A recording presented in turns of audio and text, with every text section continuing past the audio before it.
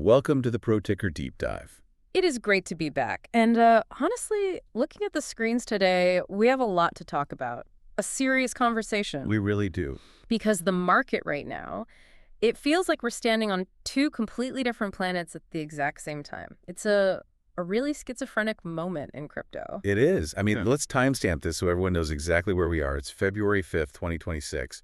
And if you're just, glancing at your phone, maybe checking the charts while you grab a coffee, the vibe for something like Solana is, Yeah.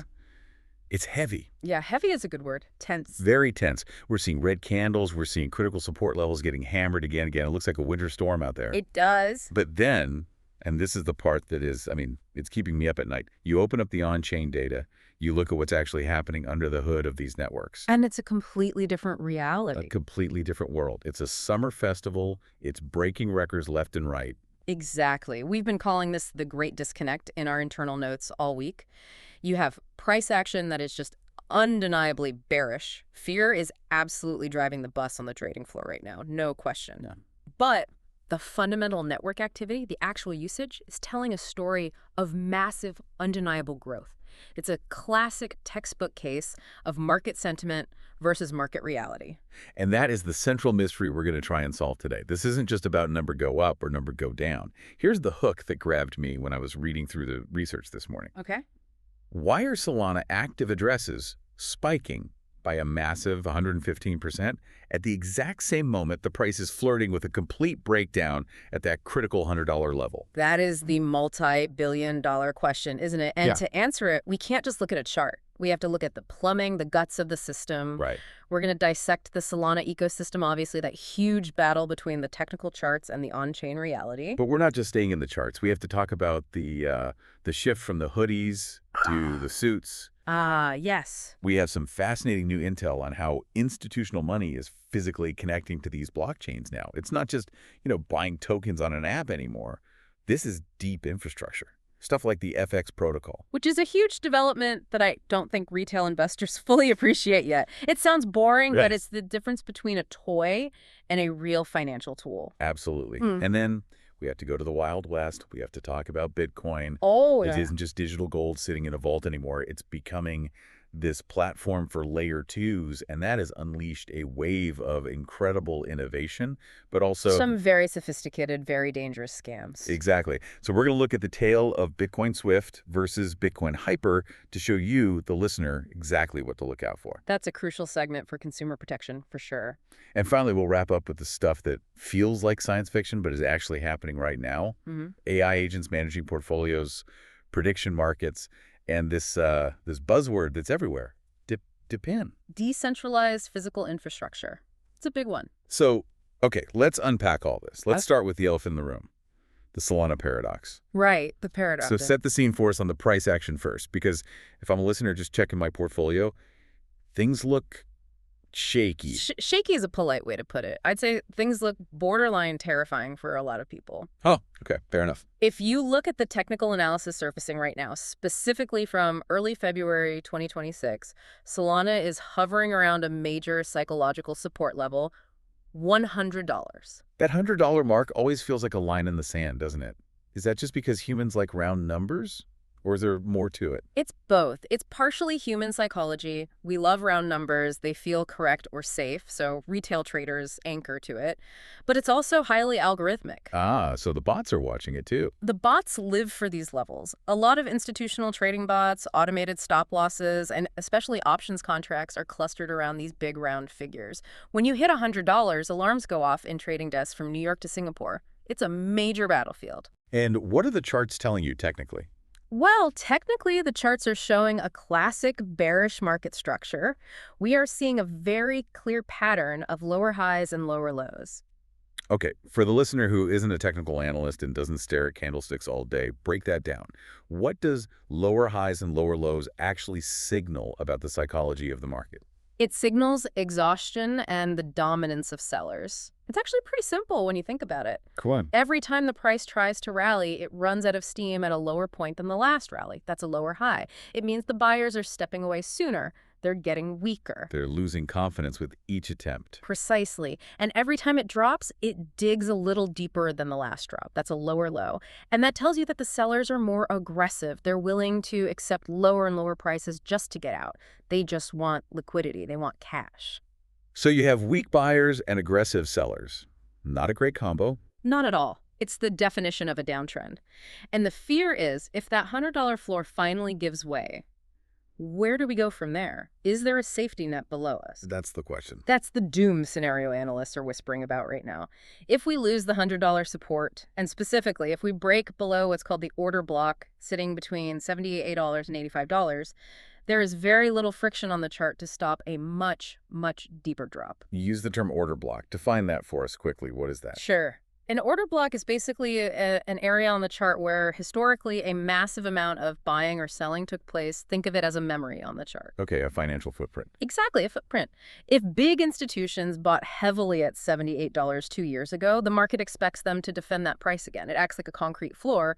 But if we smash through that floor, There's nothing but air below. there's nothing but air. It becomes a free fall. And right now, the market sentiment is dominated by outflows. People are scared. They see the macro headwinds, interest rates, geopolitical tension, and they are just hitting the sell button. Okay, so that's the view from the window of a day trader. It's bleak. It's winter. The sky is Not falling. much. But here is where it gets so incredibly interesting. While everyone is panic selling because of the chart, the network itself is on fire. It's on fire. You found this stat that just blew my mind. Daily active addresses are up 115%. It's a staggering divergence. Look at the two charts side by side. One is pointing straight down. The other is a rocket ship pointing straight up. And normally they move together. Usually there's a very tight correlation. Price crashes, users leave, they get bored, they get scared, they go back to fiat, the casino empties out. Right. But here, as the price is bleeding down toward $100, actual usage is more than doubling. It's a paradox. So who are these people? Is it just, bots spamming the network to make the numbers look good? Because we've seen that before on high-speed chains where volume is faked. That's always the first suspicion, right? Fake volume to pump the metrics. And you should always be skeptical. But the data here suggests it's much broader and more organic than that. What are you seeing? For one, we're seeing a significant, and I mean statistically significant, uptick in genuine merchant adoption. There's a new report out that 4 in 10 merchants globally are now set up to accept Bitcoin. Okay, wait. Play devil's advocate here for a second. We're talking about Solana usage. Why does Bitcoin acceptance matter for Solana? That feels like a leap. It seems like a leap, but it's not, because it creates what we call a halo effect and, more importantly, an infrastructure upgrade for the whole space. How so? When a merchant, say a coffee shop, upgrades their point-of-sale system to take crypto, they don't just turn on Bitcoin, they turn on the payment rails.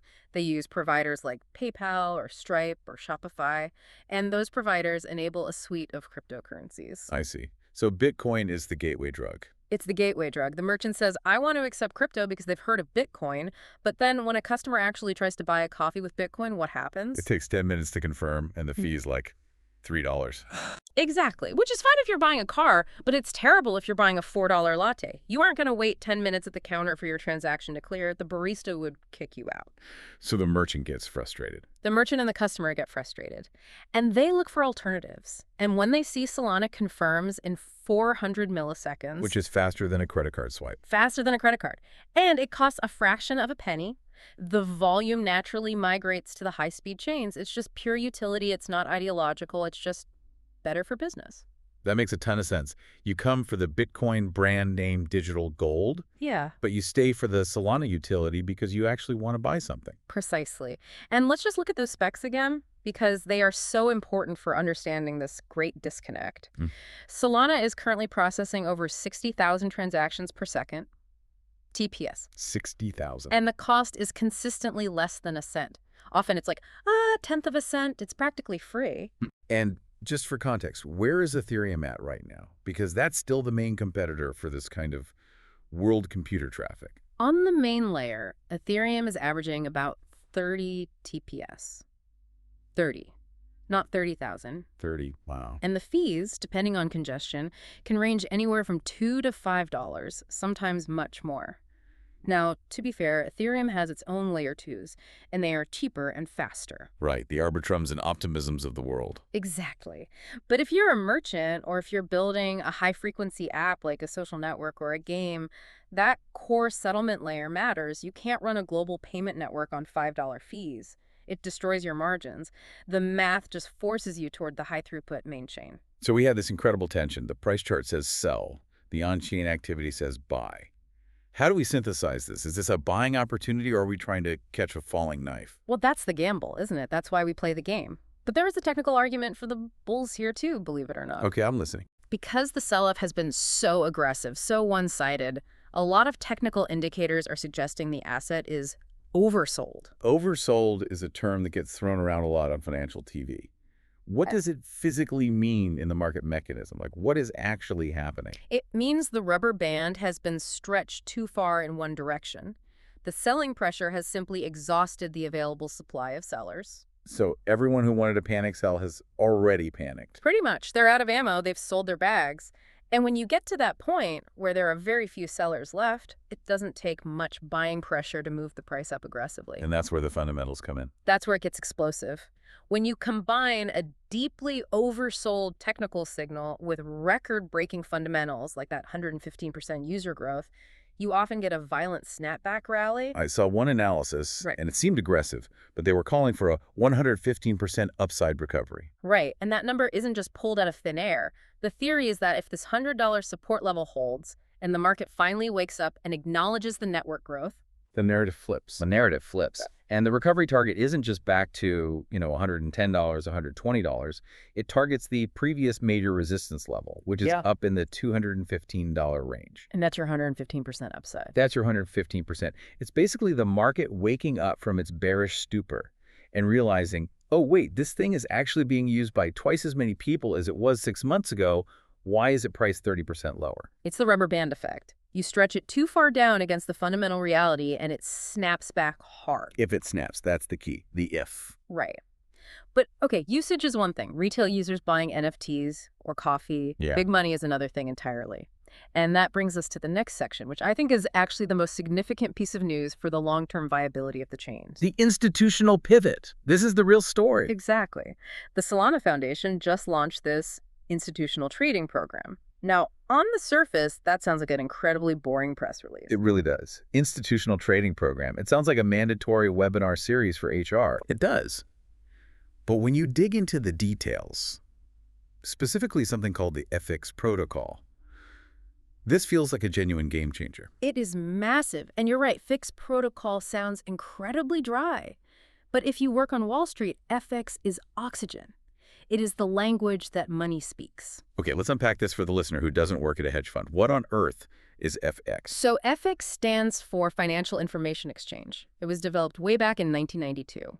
Think of it as the plumbing of global finance. It's the hidden protocol that runs everything. Can you give me an example? When a trader at a massive bank in London hits buy on a stock, that message travels to the exchange via FX. When a hedge fund in New York gets a price feed from their Bloomberg terminal, that's FEX, it is the absolute, unquestioned, universal standards for financial messaging. So up until now, if a big bank like a Goldman Sachs or a JP Morgan wanted to trade Solana, or any crypto for that matter, what do they have to do? They had to deal with what we call API hell. Sounds unpleasant. It is. They had to build custom, bespoke connections to dozens of different crypto exchanges, each with its own weird API. They were using Web3 standards that their legacy systems, built over decades, just didn't understand. So it's like trying to plug a European appliance into an American socket without an adapter. That's a great analogy. It was risky, it was slow, it was expensive, and most importantly, their compliance software couldn't read it. And compliance is everything for these guys. The risk managers have to sign off. Everything. If the risk manager can't see the trade in his system in a format he recognizes, the trade simply does not happen. End of story. And now, with this announcement. Now, Solana supports FX natively. It's like they just installed a universal USB port for Wall Street. I like that, a USB port for Wall Street. A bank can literally plug their existing risk management systems, their existing Bloomberg terminals, their existing algorithmic trading engines directly into Solana's liquidity. They don't have to build new tech. They don't have to hire a 20-year-old crypto native coder. They just plug and play. That is the difference between this being an experimental asset class and it becoming real financial infrastructure. Exactly. We are moving from the hoodie phase, where you needed to be a tech wizard to interact with the chain via command line or a browser wallet, to the suit phase. And the money follows the suits. The big money follows the suits. We saw $700 million in ETF inflows throughout 2025. We have funds like Sol Strategies increasing their holdings by 430%.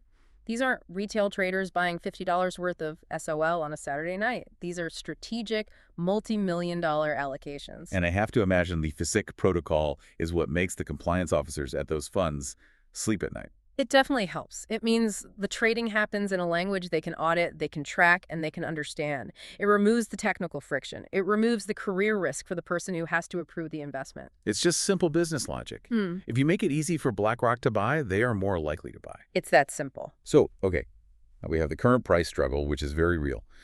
But we have this massive infrastructure build-out happening in the background. If we zoom out way, what does this look like in 2030? Because I saw some numbers from Standard Chartered that made my eyes water. Standard Chartered has been very aggressive and very public with their forecasting. They are looking at the long-term horizons, specifically 2030, and trying to model this out. Give us the numbers, and let's try to distinguish between the happy path and the likely path. So their base case, this isn't the crazy bullish one, this is just their reasonable expectation, assuming current growth trends continue, is somewhere between $450 and $680 per SOL.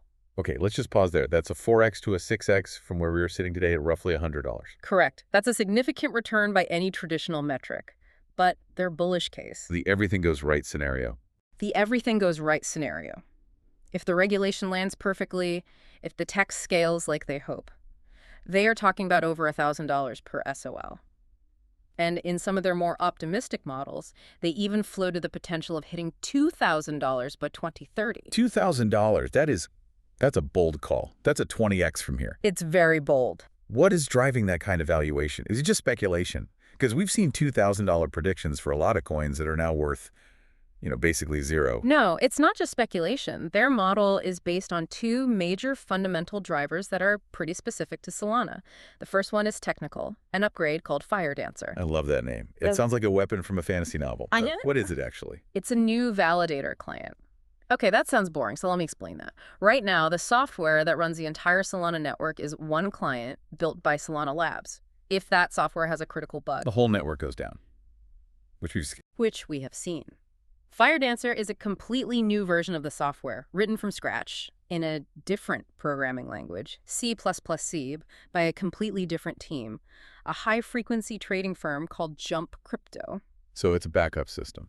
It's more than a backup. It's an alternative engine. And it's an engine that's been optimized for one thing and one thing only: pure, unadulterated speed. How much speed are we talking about here? They are aiming for what they call hyperscalability. We're talking about a theoretical limit of 1 million transactions per second. 1 million TPS. Why on earth do we even need that? That sounds like buying a Ferrari just to drive to the grocery store. We're at 60,000 now, and that seems like plenty. You don't need it for trading monkey JPEGs. You're right. You need it for the second driver of their valuation model, DPIN. Okay, buzzword alert, DPIN. Break it down for me like I'm 5. DPIN stands for Decentralized Physical Infrastructure Networks. It sounds complex, but the idea is actually pretty simple. It's using the blockchain to manage real-world physical things. Okay, give me a concrete example. Think about a wireless network, like your cell service.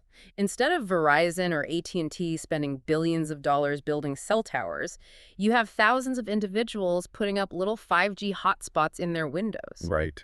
The blockchain tracks exactly how much data that hotspot provided to the network, and it pays the owner automatically in tokens. It's a crowdsourced telco. And you could apply that to other things. Anything. Think about mapping. Instead of Google driving cars around, you have millions of people with dash cams in their cars, mapping the streets in real time, and the blockchain pays them for the data they collect. Or energy grids, where neighbors sell excess solar power directly to each other, with the blockchain acting as the meter and the bank. So the blockchain becomes the accounting and payment system for the physical world. Exactly. And here's why Fire Dancer's 1 million TPS matters. If you have millions of devices, hotspots, dash cams, solar panels, all reporting data to the network every single second, you are generating millions of transactions. Right. Each little packet of data is a transaction. Exactly. And you can't pay $5 per transaction on Ethereum for that. You need Solana's sub-penny fees, and you need that 1 million TPS capacity. That's why DePen is cited as a major growth sector for 2030, and why Standard Chartered thinks Solana is maybe the only chain that can actually host it at scale. Okay, that connects the dots. Ugh. But we have to play devil's advocate. We have to. It can't all be sunshine and roses and $2,000 price targets. Yeah. The research mentioned a report about a terrifying flaw. That sounds less than ideal. We have to look at the risks. We absolutely cannot be blind fanboys. The same thing that makes Solana so fast, its aggressive monolithic architecture, also introduces unique risks. And there was a recent security report highlighting a flaw regarding the always-on nature of the network. What does that mean? Always on sounds like a good thing. It is good until it isn't.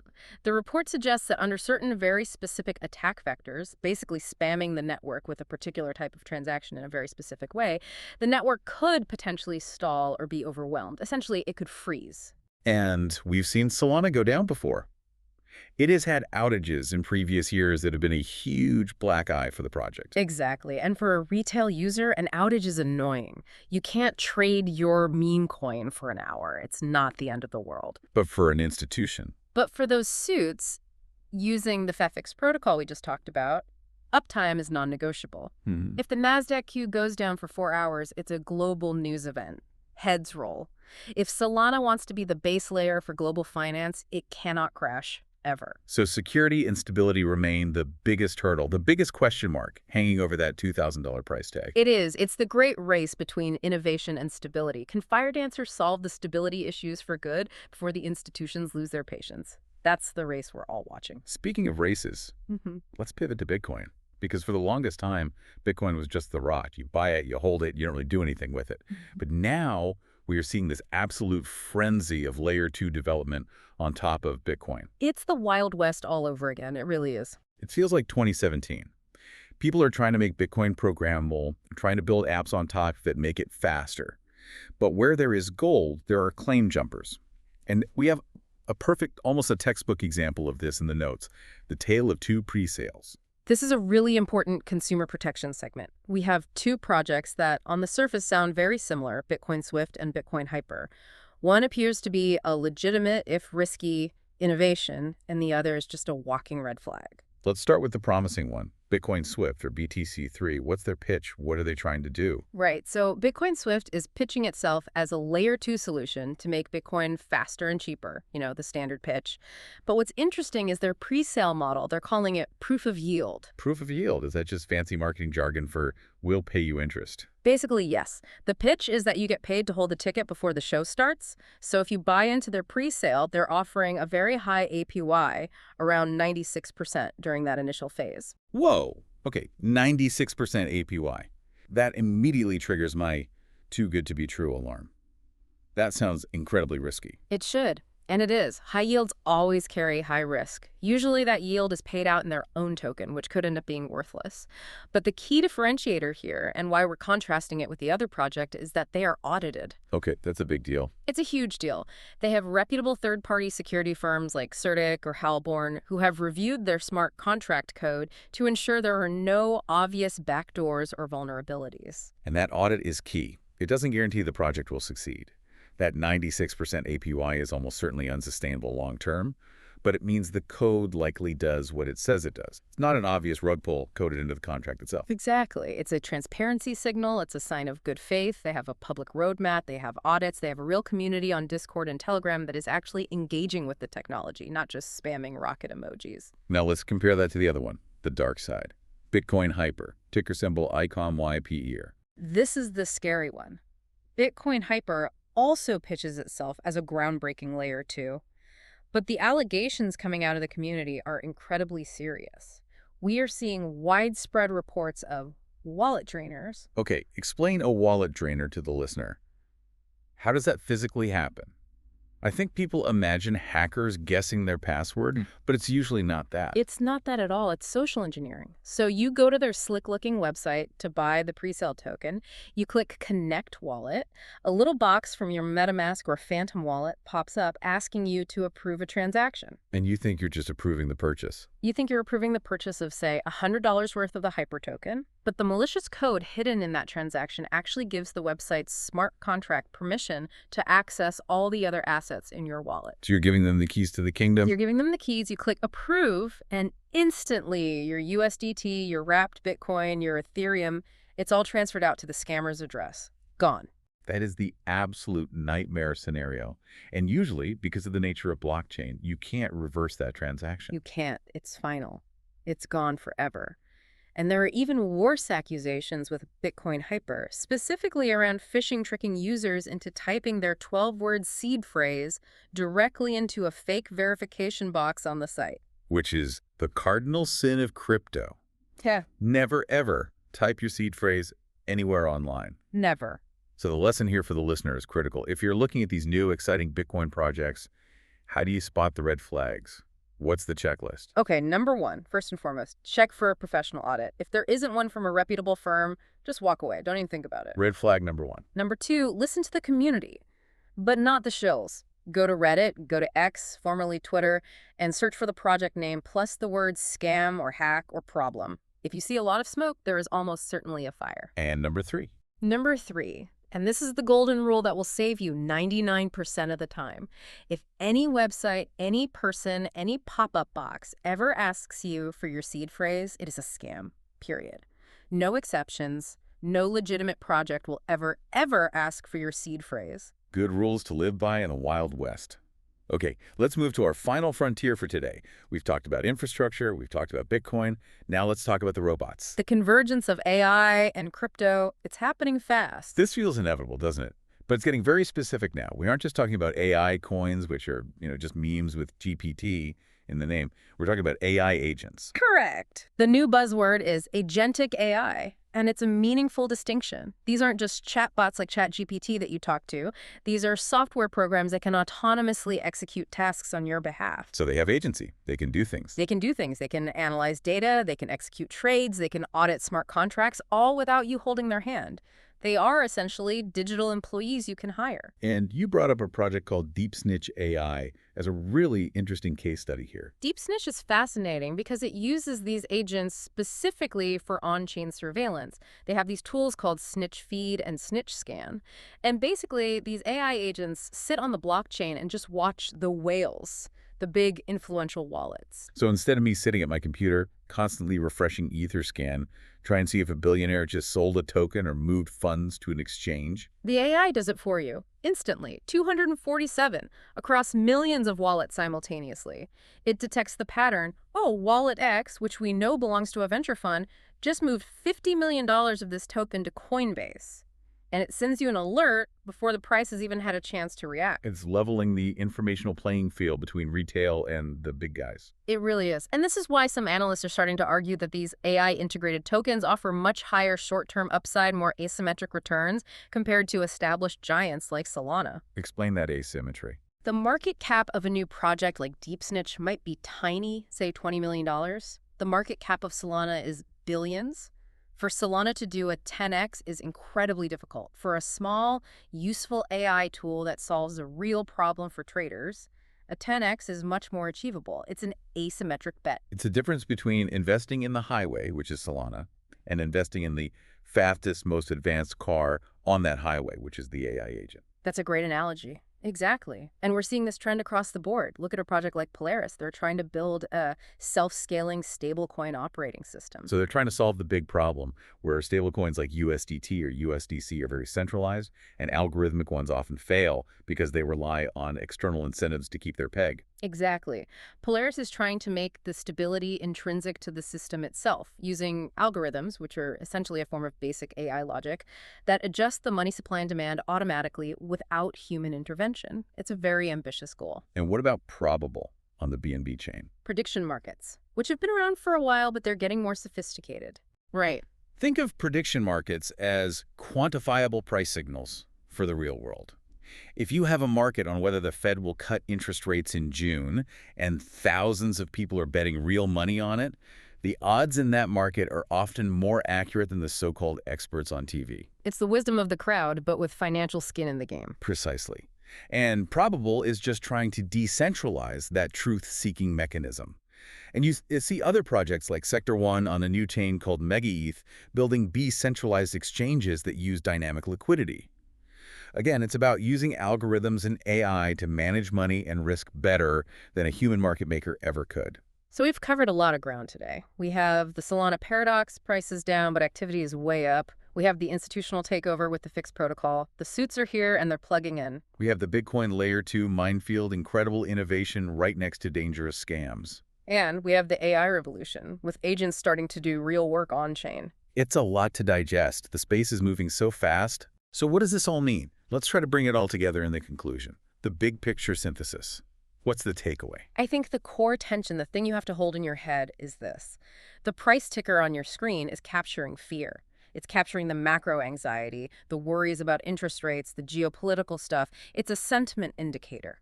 The price is looking backward at the fear of the last 24 hours. Exactly. But the on-chain data, the merchant adoption, the 115% increase in active users, the institutional tooling being built, that is capturing growth. It's a forward-looking indicator. The data is looking forward at the adoption curve. That's a perfect way to see it. And we can't ignore the regulatory shift happening in the background. It's slow, but it's moving. We have a former SEC chair, Paul Atkins, now publicly arguing that most digital assets aren't securities. That is a massive tonal shift from the previous administration. It is. And we have the Fed itself publishing papers discussing the need to embrace innovation to avoid being bypassed. That quote from the Fed was wild to me. It was something like, "We must embrace change or stand still and allow new technology to bypass the traditional banking system entirely." They know they have to adapt. The writing is on the wall. They're starting to realize they cannot stop this, so they must find a way to integrate with it. So, final takeaway for the listener trying to navigate all this. The get-rich-quick era, the era of buying a random ticker because it has a cute dog on it and hoping it goes to the moon, that's fading. Don't get me wrong, meme coins will still exist, people will gamble. But the real opportunity, the generational wealth opportunity, lies in the infrastructure era that we're entering now. It's about identifying the projects building the actual rails, not just the shiny train cars. Exactly. Look for the projects building the fixed protocols. Look for the depend networks that are actually building real-world cell towers and energy grids. Look for the AI agents that actually solve a painful problem for users, like whale tracking. Don't chase the green candle. Chase the utility. Because eventually, over a long enough time horizon, the price has to catch up to the utility. History suggests it always does. I want to leave everyone with a final provocative thought to mull over as we close out.